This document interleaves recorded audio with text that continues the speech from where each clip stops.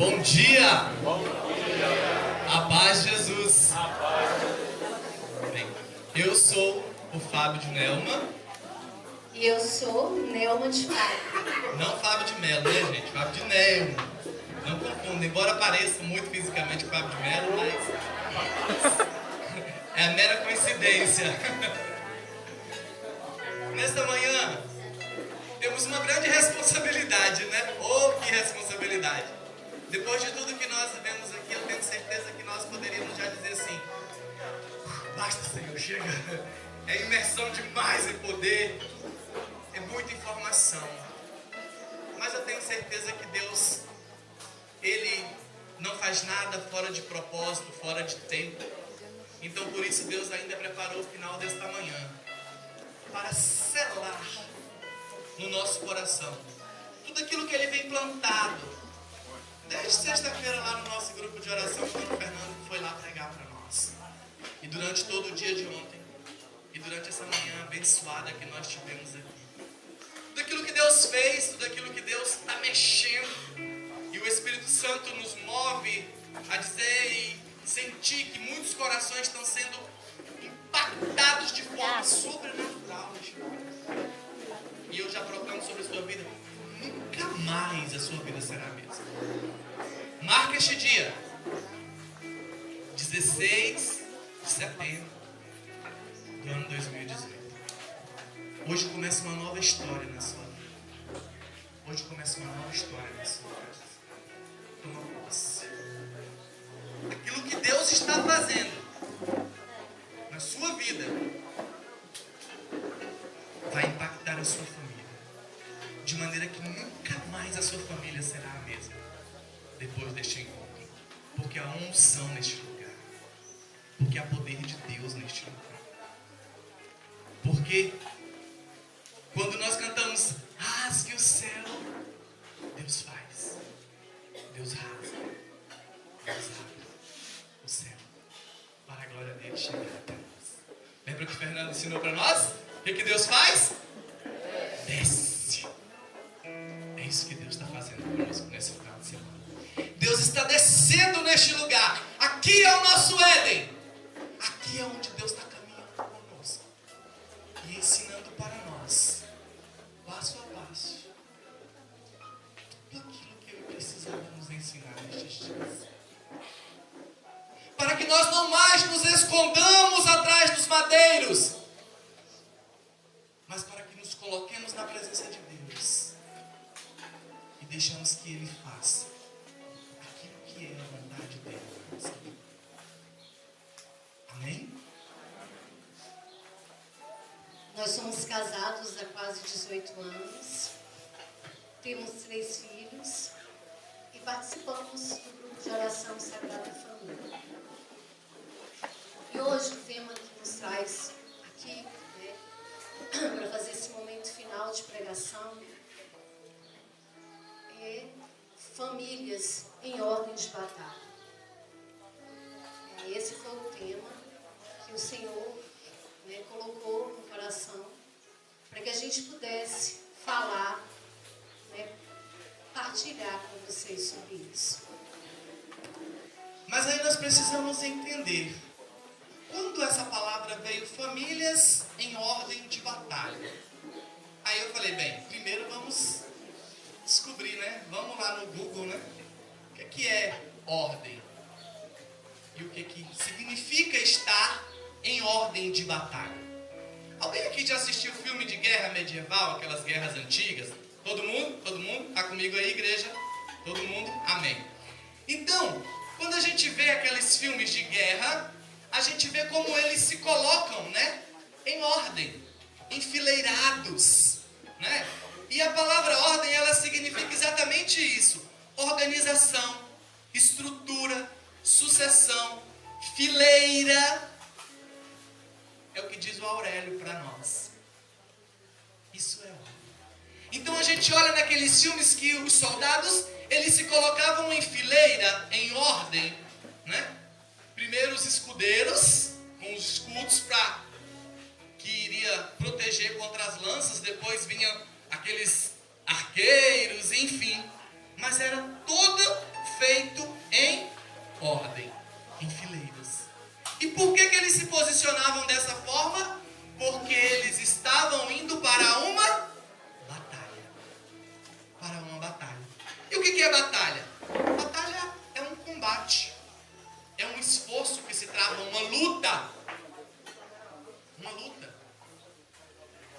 é a definição de batalha. É um esforço para vencer, também diz lá no Aurélio, uma dificuldade. Como nós nos colocamos então diante das dificuldades? Como precisamos nos posicionar? Em ordem de batalha. Mas aí a gente pergunta assim, mas que batalha é essa? Que batalha é essa? O livro de Ezequiel, no capítulo 28, ele vai falar sobre Lúcifer. A visão que o profeta tem, Deus mostra para ele como era Lúcifer, um querubim. E a palavra diz que ele era revestido de pedras preciosas, que ele caminhava no Éden, que ele era formoso, que ele era brilhante, mas a vaidade sobe ao seu coração. Ele se ensoberbece com a sua beleza e no desejo de se igualar a Deus, ele perde a sua natureza original. E aí o livro do Apocalipse de São João, no capítulo 12, a partir do versículo 8, vai trazer para nós que houve uma batalha no céu. São Miguel combateu com os seus anjos e foi precipitado na terra o dragão, a antiga serpente, Satanás. Foi precipitado na terra. Quando Deus cria então a humanidade, o homem e a mulher, o dragão, porque tinha perdido a sua condição de estar na presença de Deus, porque agora ele não mais pertencia àquele reino celestial, ele traz dentro de si uma inveja mortal pela criatura que Deus criou. E que a palavra nos revela que somos imagem e semelhança de Deus. Lá no capítulo 3 do livro do Gênesis, nós vamos ver então como a serpente começa a enganar a mulher. E quem é a serpente? Capítulo 3, não precisa pegar, vai dizer assim: a serpente era o mais astuto de todos os animais do campo que o Senhor Deus tinha formado. Ela disse à mulher: é verdade que Deus vos proibiu de comer do fruto da árvore do jardim? A mulher respondeu-lhe: podemos comer do fruto de todas as árvores do jardim, mas do fruto da árvore que está no meio do jardim, Deus disse: vós não comereis, nem dele, nem o tocareis, para que não morrais. Ah não, tornou a serpente, vós não morrereis, mas Deus sabe que no dia em que deles comerdes, vossos olhos se abrirão e sereis como deuses, conhecedores do bem e do mal. Como o demônio tinha, me desculpe a palavra, se ferrado, ele falou: bem, peraí, não vou me ferrar sozinho não. Esses serezinhos aí que ele criou acham que vão ficar de boa vivendo na presença dele? Não. Eles vão provar do meu veneno. Aquilo que me fez cair será o mesmo que fará cair a humanidade. E ali começa aquilo que nós chamamos de batalha espiritual. Já na primeira família, Adão e Eva, depois que eles caíram, tiveram que sair do paraíso. Como Lúcifer foi expulso, também Adão e Eva foram expulsos do paraíso. E naquela primeira família formada, Deus percebe no semblante de Caim uma diferença. Deus percebe que o semblante de Caim começa a ficar diferente, com sentimentos em relação ao seu irmão Abel. E Deus fala para ele assim: olha, o pecado está à tua porta, mas a ti compete dominar. A ti compete dominar. Entende que nós entramos nessa batalha e o pecado vai estar sempre à nossa porta. E a nós compete dominar neste pecado. Não se deixar abater. Não cair nestes pecados. Daí por diante, independente se você aceita ou não, se você acredita ou não, você está numa batalha. Nós estamos numa batalha. Numa batalha entre o bem e o mal. Mas como Deus deu liberdade ao homem e à mulher de escolha, também no processo de batalha Deus nos dá liberdade de escolha. Deus nos dá a liberdade se nós queremos batalhar com Deus, com os anjos, ou se nós queremos batalhar com o demônio e com seus anjos decaídos. Olha o que Deus falou para Caim. O mal está à tua porta, mas a ti compete dominar. É você quem tem que dominar o mal.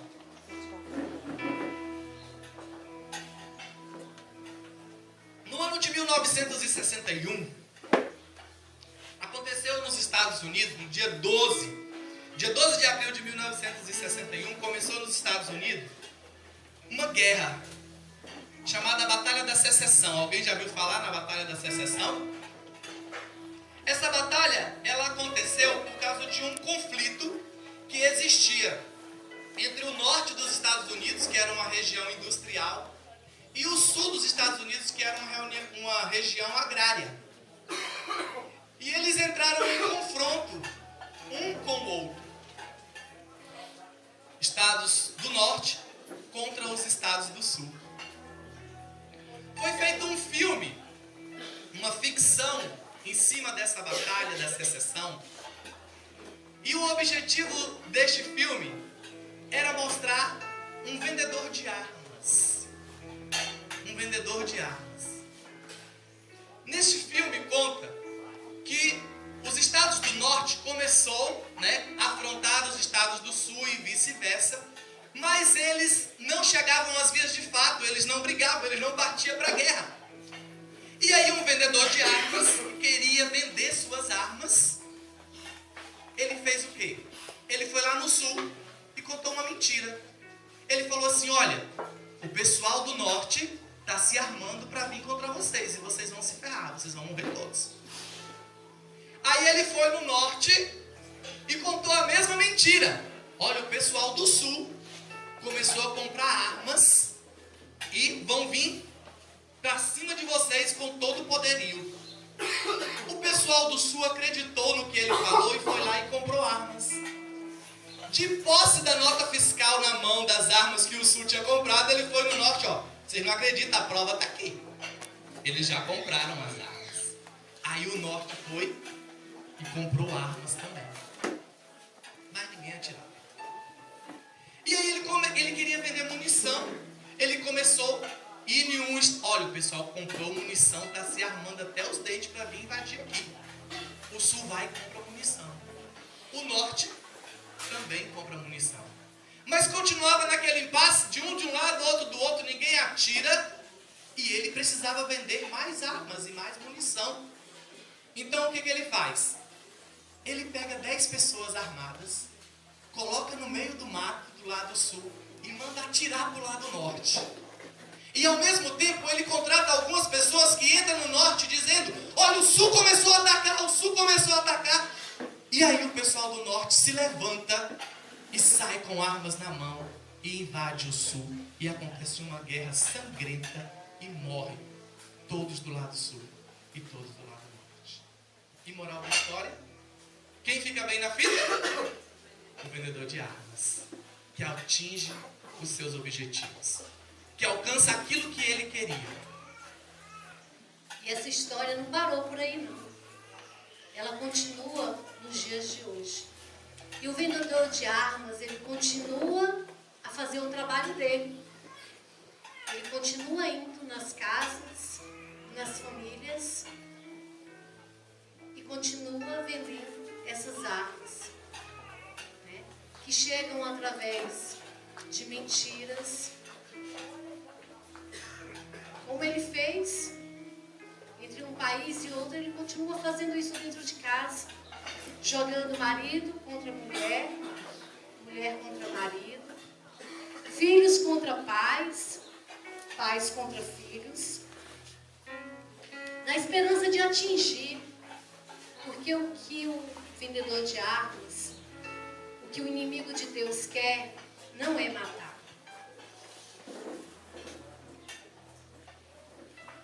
Ele quer nos machucar. Porque famílias machucadas, elas não vão ter forças para se erguer e nem disseminar o bem. Quando nós estamos feridos, a gente fica ali, só cuidando das machucaduras. Quantas mulheres a gente vê sensíveis na sua dor e que ficam ali, cultivando esse sofrimento, essa machucadura. Porque como acontece nas guerras, eu não sei se vocês sabem, mas na guerra, se um soldado morre, ele é deixado para trás. Morreu, não tem mais o que fazer. Mas uma das estratégias de guerra é ferir.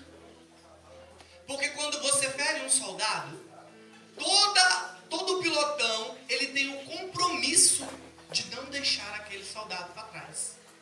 Quem já assistiu o Resgate do Soldado Ryan? Só os mais velhos, né? Da nossa época, lá de 95. O Resgate do Soldado Ryan. Quando todo o exército americano foi mobilizado para ir resgatar um soldado que tinha ficado para trás na guerra. Então a estratégia do inimigo não é matar, porque matou, acabou. A estratégia dele é ferir, é machucar. Porque um soldado ferido, ele precisa de mais 2 ou 3 que vai botar ele numa pardiola, que vai ter que carregar, que vai ter que cuidar. Então é isso que o inimigo tem feito nas nossas casas. Ferido-nos. Ferido pais, ferido filhos, ferido marido, ferido esposa. Ele tem com essas mentiras colocado arma na mão das esposas para atingir os maridos. Ele tem colocado arma na mão dos maridos para atingir as esposas. Ele tem colocado arma na mão dos pais para ferir os filhos. Porque ele sabe que ferindo, ele pode se levantar e dizer, tá vendo? Isso aí que você chama de família, destruída, machucada. E aí, ele se acha vencedor daquele propósito que ele tinha lá no Éden, quando ele tentou Eva, de destruir a nossa humanidade. Mas, quais são as armas que o vendedor tem vendido hoje dentro das nossas casas? A primeira arma que a gente quer definir nessa noite, quer identificar aqui nesta manhã, é a arma da melancolia, né? Da tristeza. Fernando falava ontem, as famílias hoje não são mais famílias alegres, não são mais famílias que festejam, não são mais famílias que riem. Meu bem pediu para não falar isso, mas não tem jeito. Quando eu falava disso, como que as famílias se alegravam, eu lembro de como era lá em casa. Minha mãe morou uma época lá em Porto Seguro. E aí, quando a gente ia no final de ano para lá para passar Natal e Réveillon, não tinha quarto suficiente para todo mundo e nós dormíamos tudo na sala, né? E meus irmãos casados, nós éramos namorados ainda, nem éramos casados, né? Meus irmãos, tem um aqui que está ali no fundo, Belo, todo mundo deitava na sala. E à noite, gente, era um festival de pum. Desculpa aí, mas eu sei que muita gente acha nojento, mas eu também acho, mas era engraçado, porque era assim um competindo com o outro. A família hoje nem solta mais pum, gente. Os irmãos, viu, gente?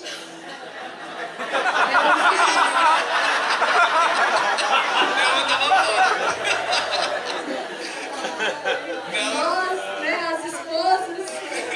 As esposas só riam. Eu também não fazia parte, que eu estava namorando ainda, né, gente? Eu não ia fazer uma coisa dessa na frente, né? Eu não estava casado. Quem começava com um disparo, né, a mulher até corrigia, né? Corrigia por educação. Mas aí chegava um momento que não tinha mais jeito, né? E aí todo mundo caía na risada. Então nós estamos precisando resgatar esta alegria dentro das nossas casas. Acabar com a melancolia.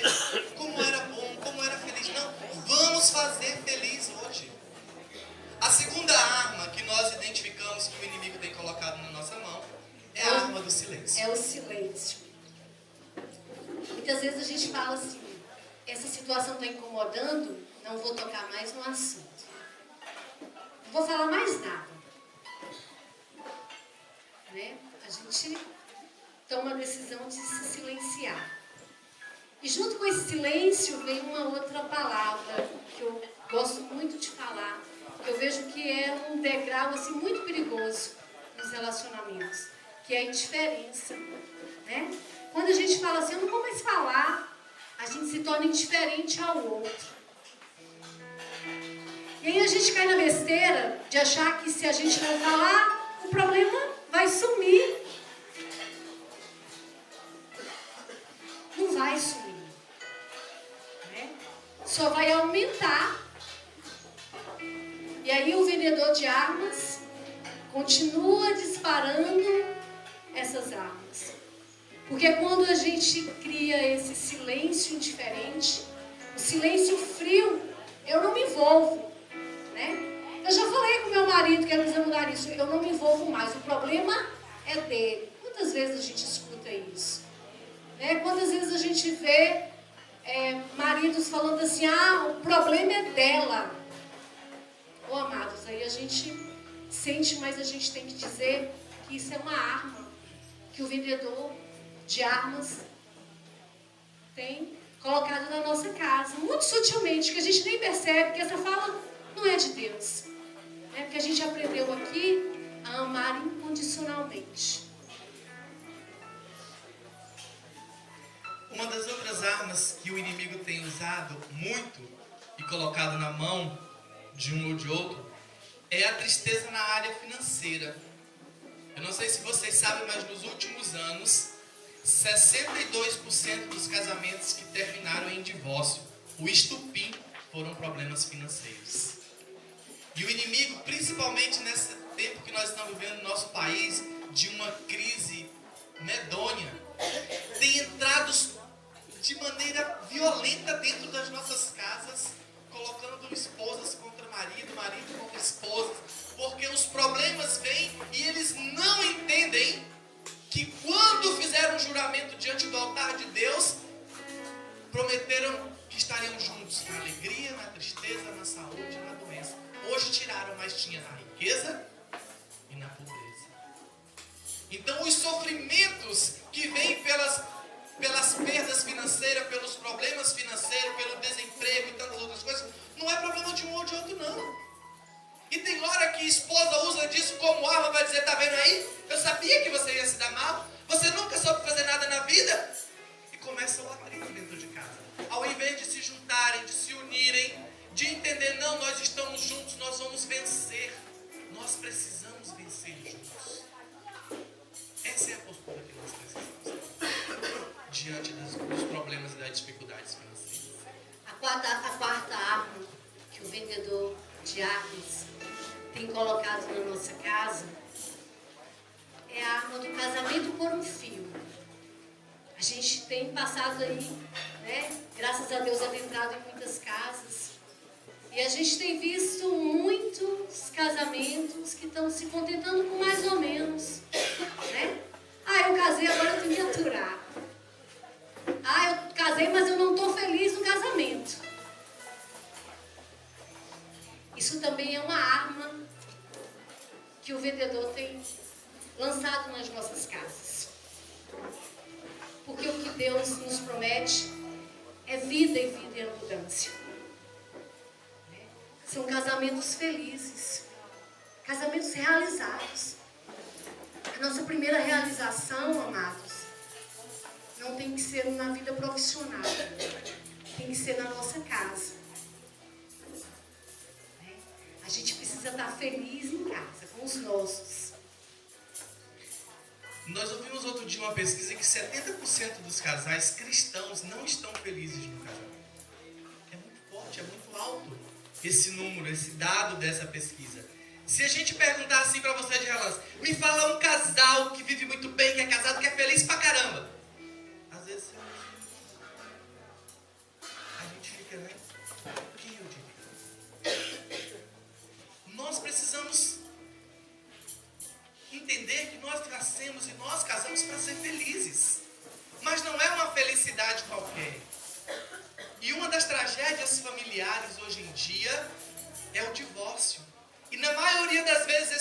divórcios nascem, sabe por quê?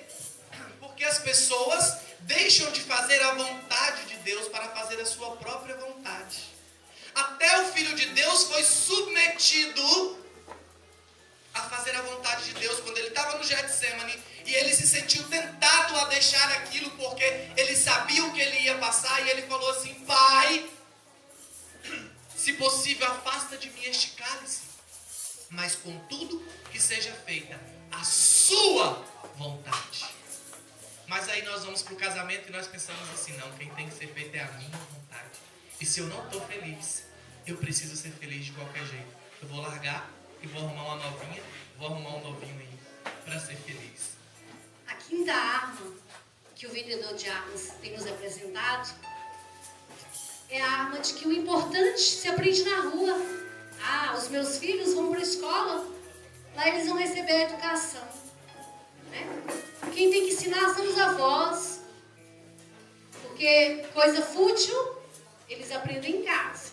Por exemplo, o menino mal nasce, o pai vai lá e compra a camisa, né, do Vasco ou do Flamengo, dependendo do time que o pai torce. Já bota, esse menino vai ser vascaíno, esse menino vai ser flamenguista, principalmente se for homem, né? Já define o time de futebol que o filho vai escolher, sem dar nem chance pro coitado escolher. Porque coisas fúteis a gente quer ensinar, a gente quer transmitir. Mas na hora de ensinar para os filhos como se comportar sexualmente, na hora de educar os filhos para a castidade e para a santidade, na hora de educar os filhos para uma vida sexual, quem é que ensina? A internet, o Google, os amigos da escola. Não senta, não ensina aquilo que tem que ensinar, não ensina os filhos como gastar o dinheiro, como poupar, como cuidar da casa, como ser uma esposa. As mulheres não têm sentados. Antes, as mães tinham o cuidado de ensinar as filhas a cozinhar, a cuidar de botar um botão na camisa do marido que soltou. Quem ensina isso hoje mais? Ninguém. Porque nós vivemos nesse período pós-moderno aí, né? Onde a mulher, o empoderamento feminino diz que mulher não pode botar um botão na camisa do marido. E com isso nós vamos perdendo os valores. Nós queremos ensinar para os nossos filhos coisas fúteis e não ensinamos aquilo que precisávamos ensinar. E eles sabem, viu? Outro dia eu estava com meu filho de 6 anos, eu tinha um caminhão para vender e o caminhão estava com uma plotagem ressecada. Paramos perto do caminhão, eu falei assim: rapaz, eu preciso vender esse caminhão, mas ele ia vender mais fácil se eu tirasse isso. Não sei como é que eu faço isso. Aí meu filho: põe no Google, pai. O Google ensina tudo. O menino não sabe nem escrever, nem ler ainda. Está me dando aula de Google. Onde seu filho tem aprendido as coisas? Uma outra arma, né, que o vendedor tem apresentado a gente é a arma do radar quebrado. As coisas estão acontecendo debaixo do nosso nariz e a gente não vê, né? A nossa filha tem 15 anos, um shortinho curto, uma roupinha indecente. E a gente não vê, né? Porque para nós, a nossa filha ainda é uma bebezinha. E quantas coisas acontecem debaixo do nosso nariz e a gente não dá conta, como o Fernando falou aqui, né? Vai descobrir quando vai para o consultório, quando vai procurar um psicólogo. Eu acho que ele clareou muito aqui para nós, ele como psicólogo, o que acontece. As coisas acontecem debaixo do nosso nariz, nós somos os últimos a saber. Por quê? Porque na verdade nós não queremos saber, né? Quantas situações a gente sabe hoje em dia do risco que as redes sociais têm, o uso indevido da internet, e a gente não quer ver. Porque muitas vezes a gente também está ocupado com essas coisas, né? E as coisas vão acontecendo. O vendedor de armas, ele está aí. Continua trabalhando e trabalhando com a filha. Existem 2 grandes problemas que têm assolado as nossas famílias.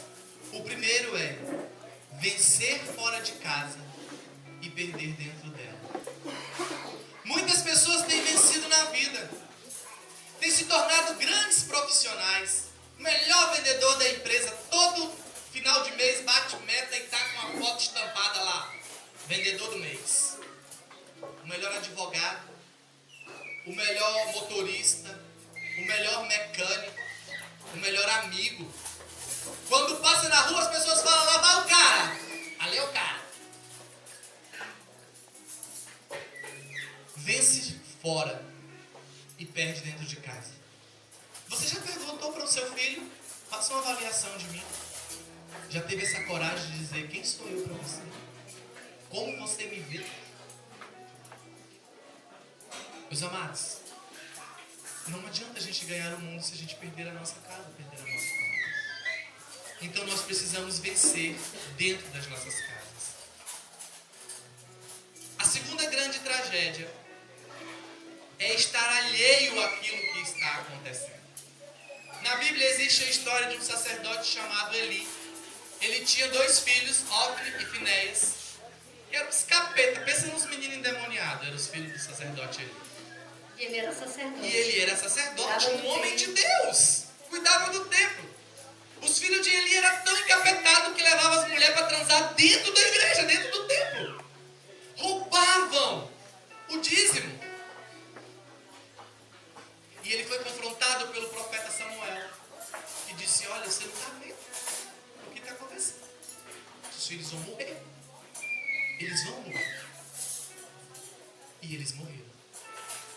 E aquele pai não conseguiu transmitir aos filhos os valores e a visão que ele tinha do reino.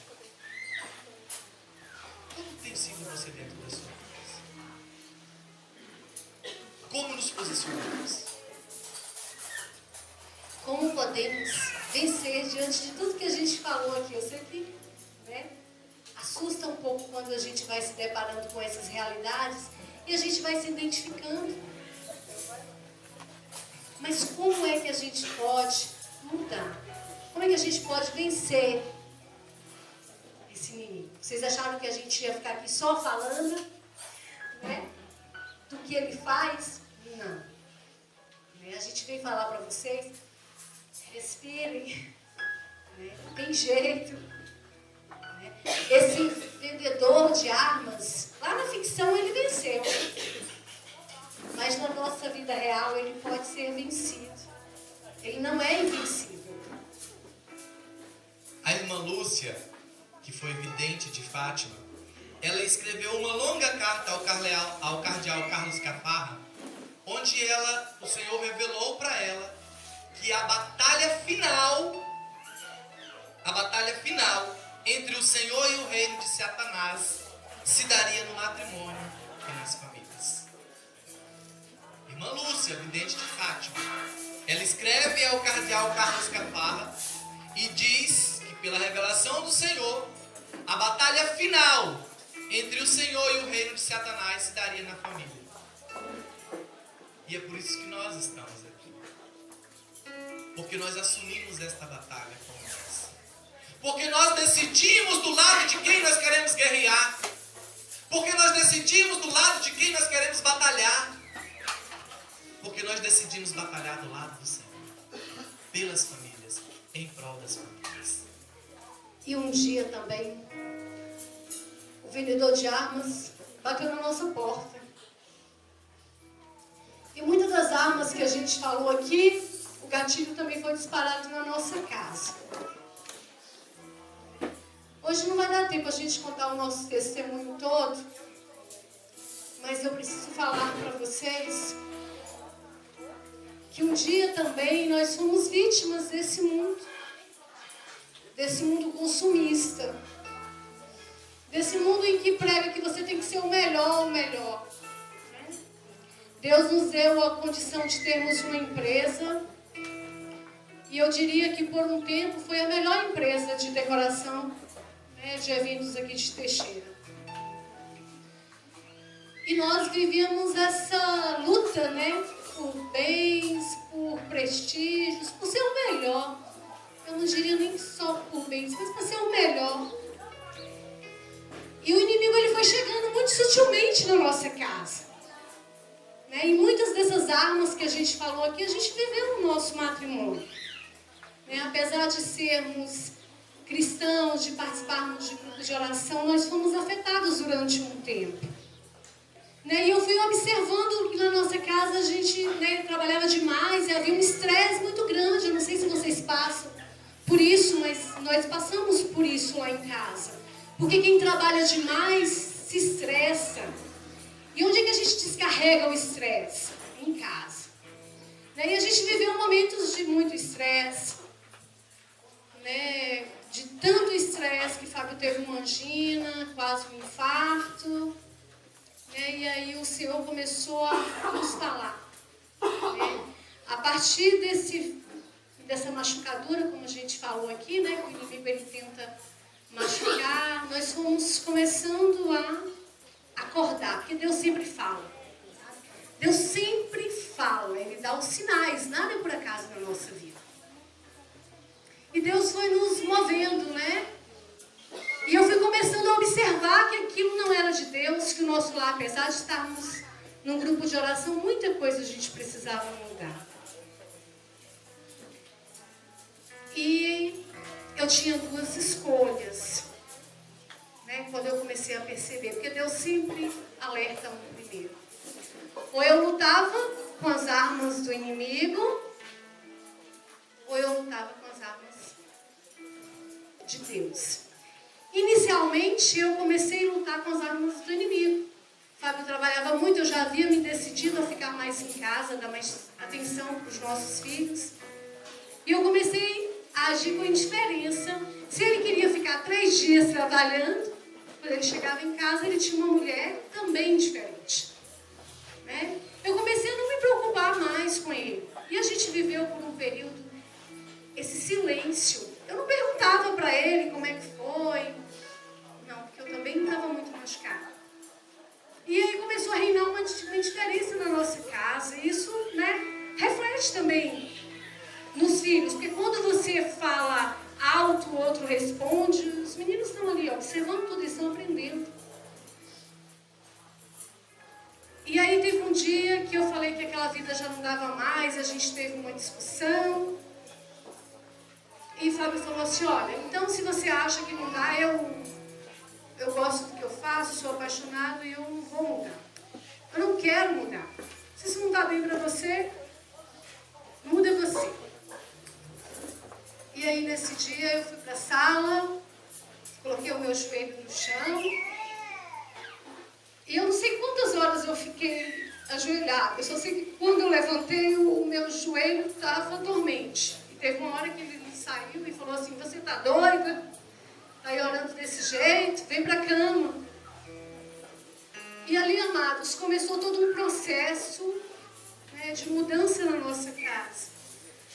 Mas eu não poderia deixar de dizer que assim, começou com o meu joelho no chão. Né, eu comecei a entender que as minhas atitudes não mudariam. Né, se eu tratasse com indiferença, mas eu também não sabia, porque muitas vezes é assim, né? Quando a gente está machucado, a gente quer machucar. E talvez algumas de vocês estejam passando por isso, não sei. Mas talvez vocês estejam tão machucadas que aí a gente só quer machucar. Né? E quando eu tomei essa atitude de orar, e começou tudo, né? Eu comecei a me silenciar, mas não era mais um silêncio de indiferença.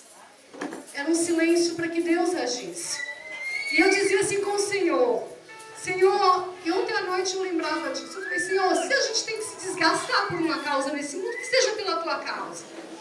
Porque o inimigo já tem roubado tantas famílias, tanta gente sendo destruída. Então, se a gente tem que se cansar nesse mundo, que seja pelo teu reino. E eu falei isso com o Senhor, né? Dessa forma como eu estou falando aqui com vocês. Que seja pelo teu reino. E talvez é por isso que a gente esteja aqui hoje. Né? Porque um dia eu fiz esse propósito com o Senhor. Senhor, que a nossa família se desgaste pelo seu reino. E desde então, Deus foi movendo. Aí a gente tinha que ter muito tempo para dizer tudo que Deus foi nos falando. Deus foi tirando, foi trabalhando um homem, né, que era guiado pelo orgulho e que achava que tinha que trabalhar muito porque o sustento vinha do talento dele.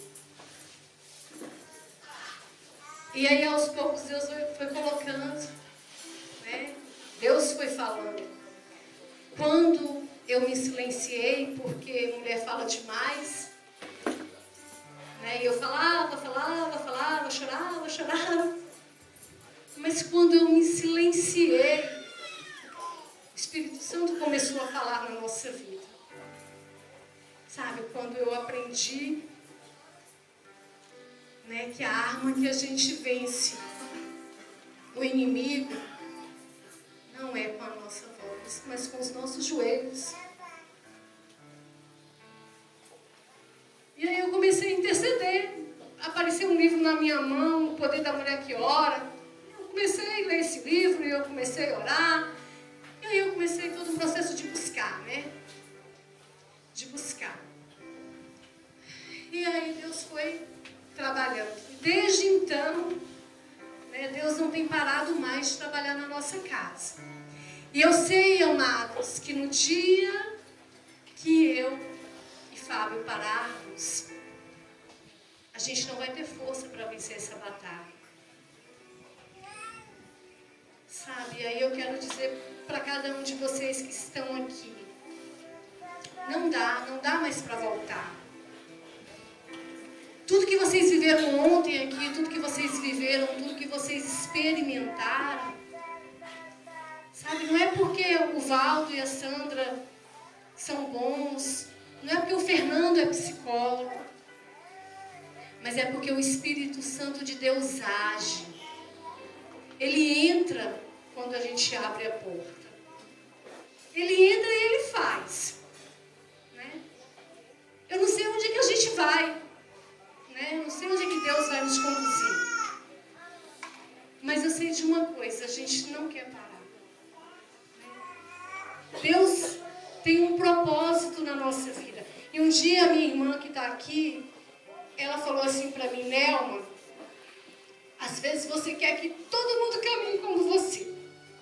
Que todo mundo vá para o grupo de oração, que todo mundo faça. Né? E não é assim. E naquele dia, ela falou assim, você precisa mudar nisso, porque você acha que todo mundo tem que ser como você. Né? E aí eu comecei, né, a guardar aquilo no meu coração. E depois o Espírito Santo me falou assim, de fato, né, ninguém precisa ser como a gente. Sabe por quê? Cada um, Deus dá um propósito. A cada um Deus vai chamar de uma forma diferente. Mas nós precisamos identificar o nosso propósito. O propósito, ele responde a pergunta por quê? Os porquês da vida. O propósito responde a dizer por que você nasceu. Será que você veio a este mundo só para acordar, comer, trabalhar, dormir, acordar de novo? Qual o seu propósito de vida? Você já identificou o que Deus quer de você? Por que Deus te trouxe a este mundo? Qual a sua missão? E aí nós precisamos ter um pouco também de inteligência emocional. Sabe por quê, meus amados? Porque o nosso destino, o nosso futuro, ele não se define pelas nossas orações de final de semana, mas pelas nossas decisões de segunda-feira. Aqui nós subimos a montanha, nós estamos no Tabor, nós estamos na transfiguração, mas amanhã nós vamos descer e nós vamos para o nosso dia a dia. E sabe o que vai fazer as coisas acontecer? As nossas decisões.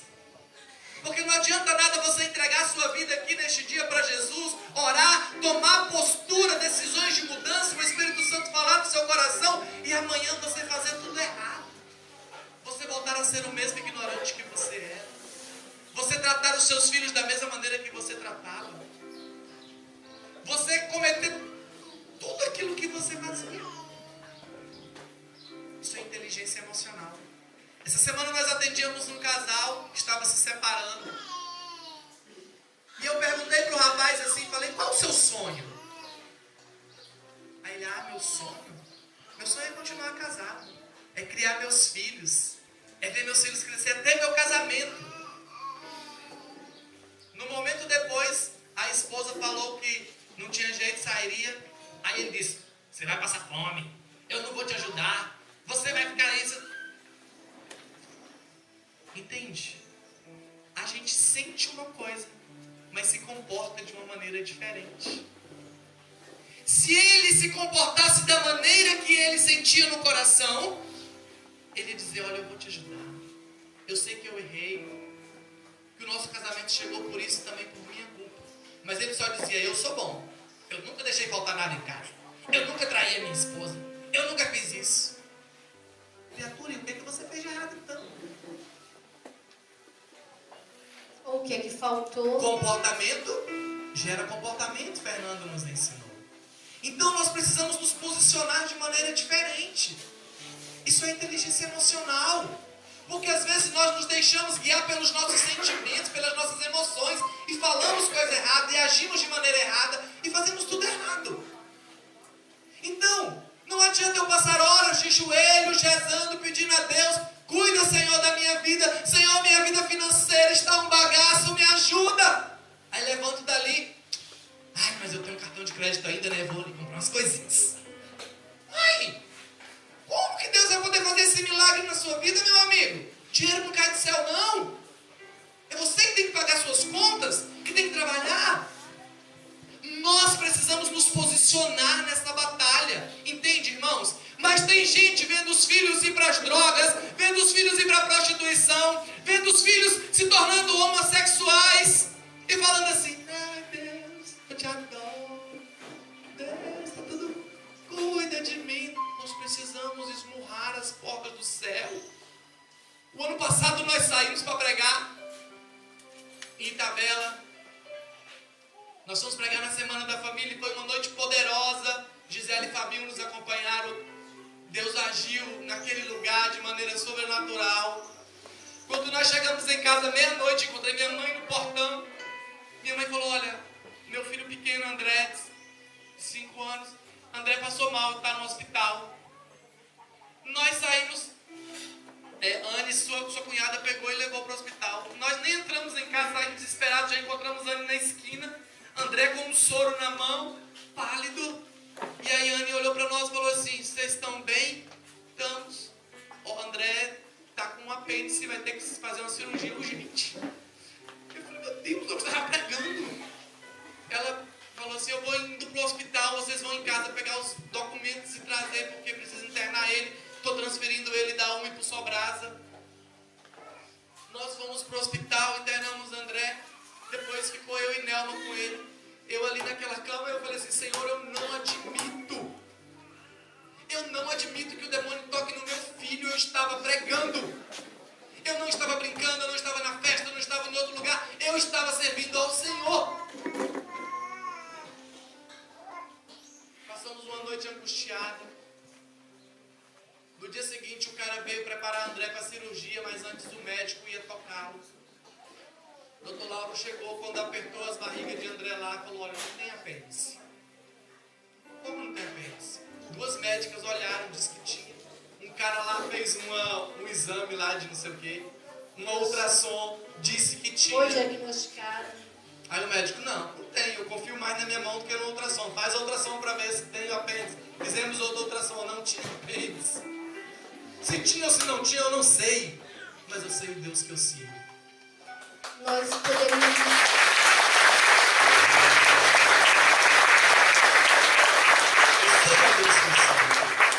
Diante dessa situação, nós poderíamos brigar com as médicas, né? As pediatras que atenderam. Tanta coisa a gente podia ter feito. E ainda aconteceu mais uma situação. Meu filho foi medicado errado, porque quando descobriu que não era apendicite, aí a enfermeira estava dando um antibiótico, né? Que era para a cirurgia, que não tinha nada a ver com o quadro. Mas diante disso tudo, a gente tinha tanta paz no nosso coração, tanta paz, né, que a gente escolheu não brigar naquele momento. E sabe aonde a gente aprende isso? No grupo de oração. Eu queria chamar a Jacó e dar ajuda aqui. Queria chamar a Bel e Cida também.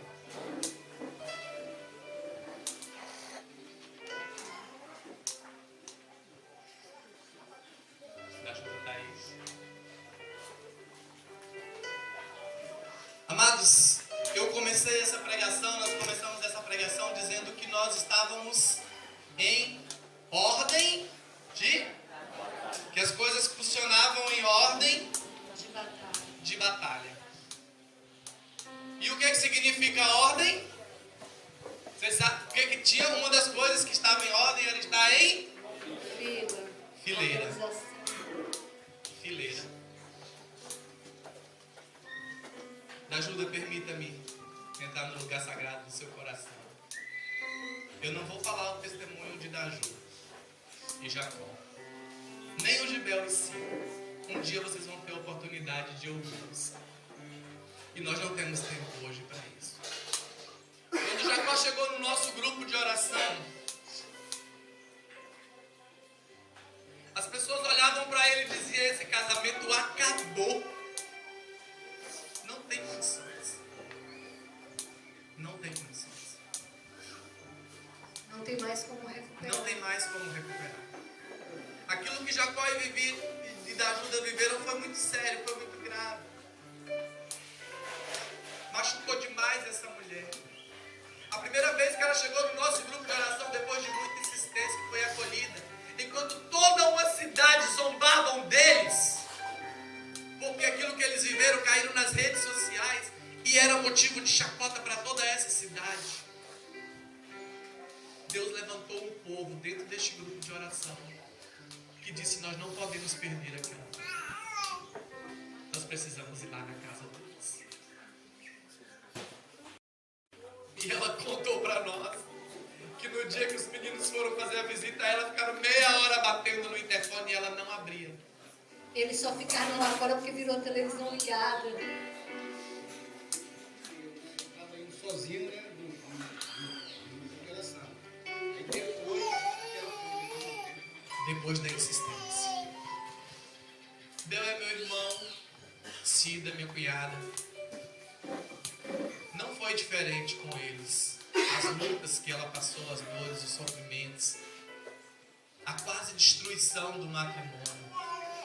E assim eu poderia chamar muitos outros casais aqui na frente para dizer para vocês: é possível. Mas sabe como que isso é possível? Porque nós entramos em ordem de batalha. Porque nós nos enfileiramos como um grupo de oração. Damos as mãos uns aos outros e lutamos juntos. E lutamos juntos pelas vidas. Eu queria que Alcides e Giza viessem aqui também. Fabinho e Gisele. Cada um de nós traz em si uma história, uma batalha. E nós temos vencido porque nós estamos juntos. Eu queria chamar Cláudia e Valéria também. São nossos filhos do grupo Dom de Deus.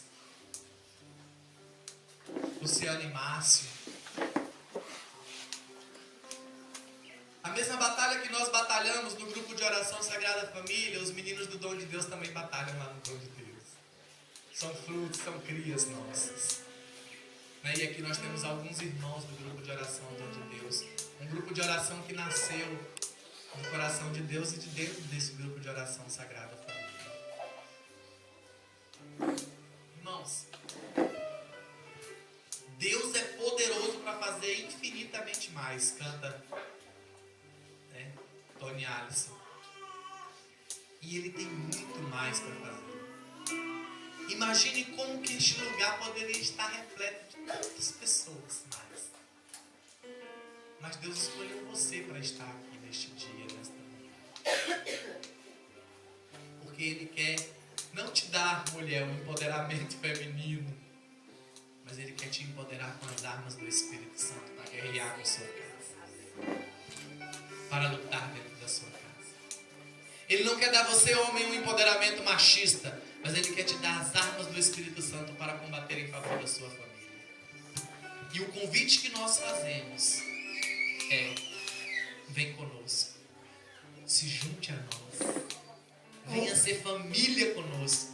Ontem eu escutava, né, enquanto a gente saiu daqui, a gente escutava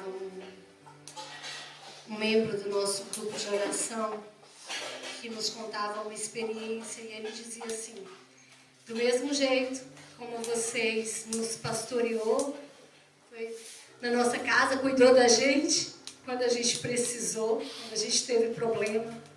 Na nossa casa, agora eu e a minha esposa estamos fazendo isso. Nós estamos também pastoreando um outro casal.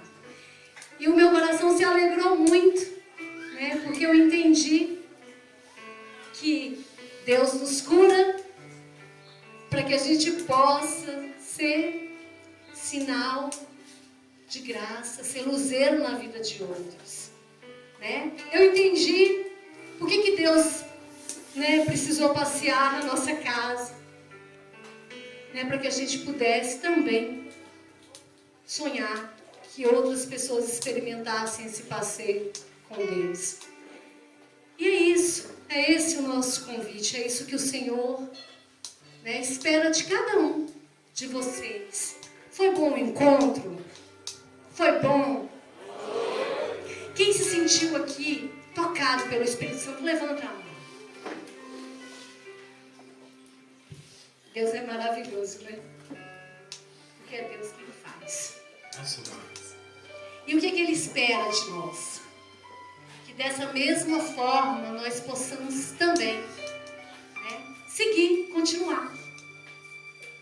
Ir levando Jesus a outras pessoas. Ainda tem muitas famílias que precisam ser apresentadas, né, a esse que combate, esse vendedor de armas. Ainda tem muitas famílias que estão sendo saqueadas pelo inimigo de Deus. E com quem Ele vai contar? Com nós. Conosco, né? Vamos orar? Curva sua cabeça, pega na mão.